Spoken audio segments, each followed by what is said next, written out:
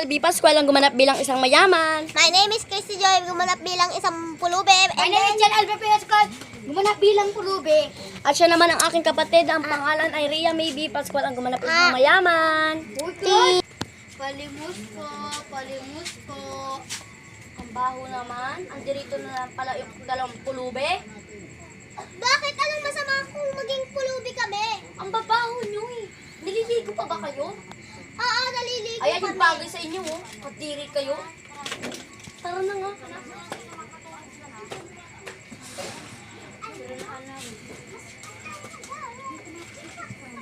Sino na ano?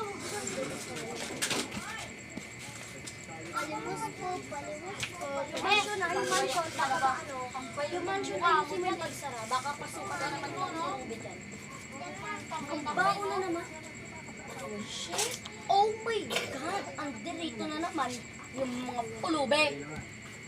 Bakit na naman kayo nandito?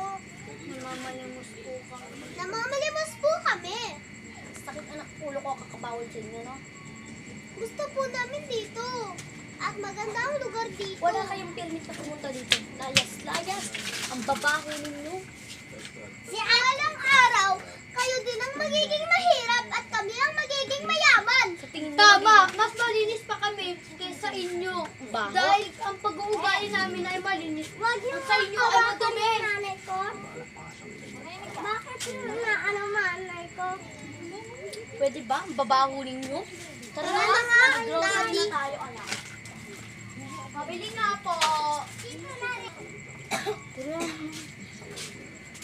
Limus At po. nakita ko na naman talaga ang dalawang pulubi na nandirito sa harapan ko ngayon. Ma'am, bakit Ano ba yung ginagawa niyo sa harap ng mansion ko? Namamalimos. namamalimos po? Kukunin ko lang 1,000,000 ko doon sa bahay. Okay. Kunin po. Bakit kayo nandito? Palagi kayong tumatambay. Bakit? Bawal ba tumambay?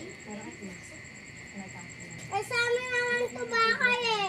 Bakit bawal ba tumambay? Eh, ba't kami naglilinis dito tapos kayo tumatambay?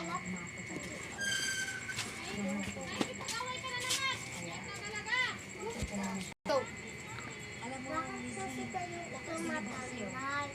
Para hindi na magalit si mami. Huwag na kasi kayong magtambay para hindi na magalit si mami. Sorry po. Sige.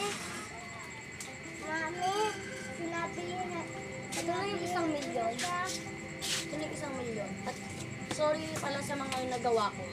Hindi ko kasi expect na ganun masasaktan yung anak mo kaya umalis na. Sorry ah. Matay po siya dahil po sa sakit niya. Wala po kaming pera. Bakit siya namatay? Bakit siya namatay? Anong dahilan? Dahil po may sakit po siya sa puso. Ano? Namatay yung anak. Kanyang anak. Ano ang gagawin natin? Sorry ha. Mami, anong gagawin natin? Sorry ha. Hindi ako naging mabait sa inyo nung una. Sorry. Sige, wait lang. Hintayin mo. Namatay po siya dahil sa kanyang sakit. Hintayin nyo lang kami. Hintayin nyo ako. Ay, kukunin lang. Sa susunod, huwag na kasi kayo magtatambay para hindi na magalit si mami. Kasi palagi huwag na kasi po kayong magtatambay para hindi na po magalit si mami. At saka palagi po siya na-stress. Sige.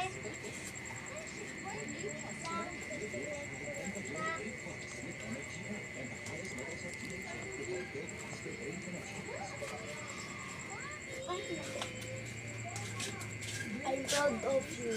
Sorry ha. Bye.